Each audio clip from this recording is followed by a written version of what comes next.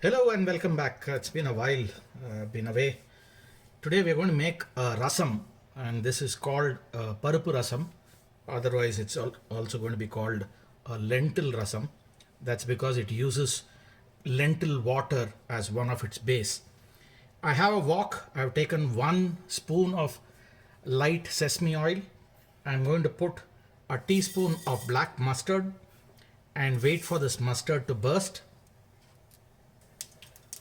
So once the mustard begins to burst, we'll lower the flame down totally so that it doesn't burn. I have with me 1 green chili that I'm going to drop in. I also have chopped curry leaves. We'll drop that in. And I have 100 grams of chopped tomatoes. We'll drop that in.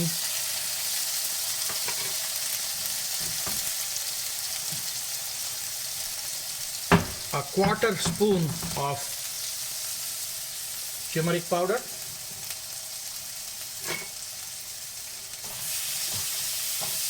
and we'll cook this tomatoes for about 3 minutes. We'll just cover it and allow it to cook. I forgot to add the green chili in, so that's 1 slit green chili.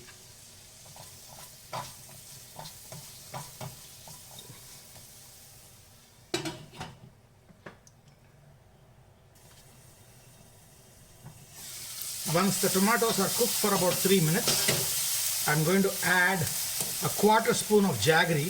If you don't have jaggery, you can add brown sugar, if not white sugar, just a 1/4 spoon of jaggery. And to this, we'll add an extract of tamarind. This is an extract of roughly the size of a ping pong ball of tamarind. We'll allow this to be mixed. I'm going to add 1/2 cup of water to this, and I have with me 1 teaspoon of rasam powder. We'll add that. I have with me also a little bit of asafoetida, which is this one. We'll add a few pinch of asafoetida to this. What you want to do is give this a mix and allow this to cook so that the raw tamarind smell goes away from it. Your safe bet is to cook it for 8 to 10 minutes. So we are about 5 minutes into this cooking. I'm going to just make a check to be sure that the water is still there. If you think that the water has evaporated, you can always add a little bit of water. You still have quite a lot of water out here. So we'll let it run for the next 3 minutes. Okay, so we are done with 8 minutes. Oops. 8 minutes of boiling this. So what we have here is nothing but a flavorful broth, which is a reduction, and that reduction is of tamarind and the tomato, but otherwise it has been flavored very well with mustard, curry leaves, and the rasam powder that we put in. To this, what we are going to do is balance out the acidity and the tang, and in order to do that, what I have with me is lentil water. This is 3 cups of water, 3 tablespoons of lentil that was boiled. And you could use anything like tur dal, you could use moong dal, you could use masoor dal, which is the orange dal. The moong dal is the yellow one, and the tur dal is the one that looks like chickpea, but it's a flatter version.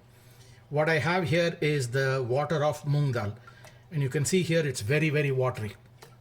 So what we're going to do is use this water and balance out the acidity here. And before we do that, we will salt this. I have with me some salt, which I'm going to add to this. And once we've added the salt, we'll just give it a mix. And what I'm going to do is mix this lentil water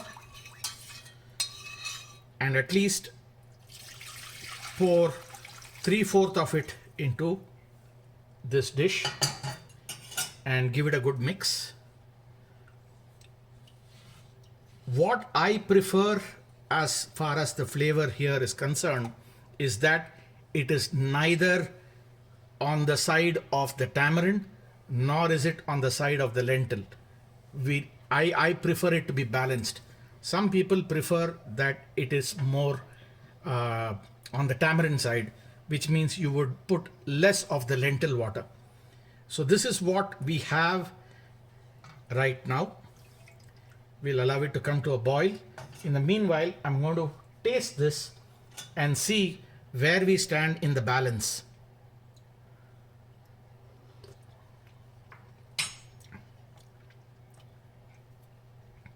The balance is a little bit on the tamarind side. So what I'm going to do is add the balance of the lentil water to this. And it also needs a pinch of salt.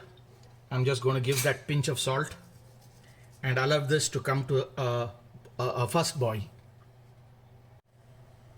So this is coming up to what is called as the first boil. You don't want it to get into a rolling boil because this dish is absolutely cooked. You just want the first boil so that the lentil and the base mix up and unify together. Once you hit the first boil, turn the flame down, and what we're going to do is garnish this. To garnish, you need a little bit of clarified butter or ghee. I don't have ghee readily available right now, but I always have this with me.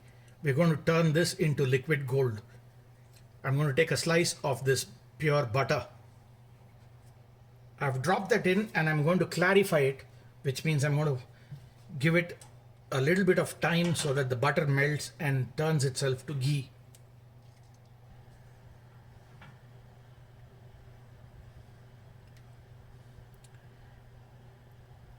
We'll wait till this turns transparent and light brown. You know that it has clarified itself very well. This is slowly getting to where it's going to be ghee. I'm going to turn off the flame.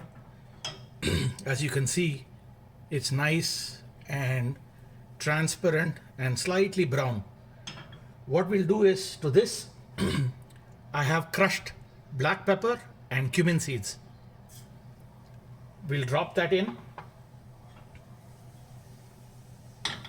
And to this, I have chopped curry leaves. We'll drop that in.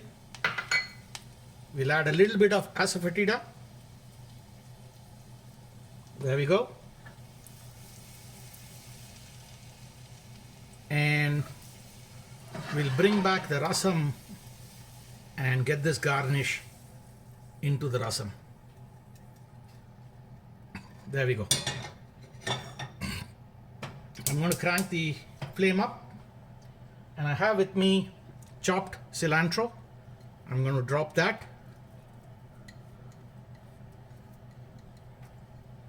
I also like to drop in fresh chopped tomatoes. We'll drop that in. That was about 100 grams. And there we go. We have this beautiful lentil rasam ready to eat. The way we eat it is we mix it with rice and have it. The lentil water lends protein. So this is a very light protein dish which we can mix with rice. So you have your protein and your carb. We also prefer to drink it straight off a cup with a spoon like a soup. That's also an option. Some people prefer to mash rice and mix it and make it more soupy. That's another way also that you can have it. So this is your lentil rasam. Thank you for watching. So here is the final rasam. Taste it. If you think you need a little bit of salt, you may want to add salt. If you want it slightly sweeter, you may want to add the jaggery. That's a choice which is totally personal to you. Otherwise, this is ready to be served.